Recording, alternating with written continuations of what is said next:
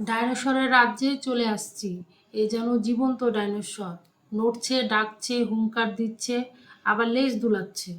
ওদের রাজ্যে ওদের অনুমতি না নিয়ে যেন ঢুকে পড়েছি। ডাইনোসরগুলো দেখে প্রাচীন কালের কথা মনে পড়ে গেল।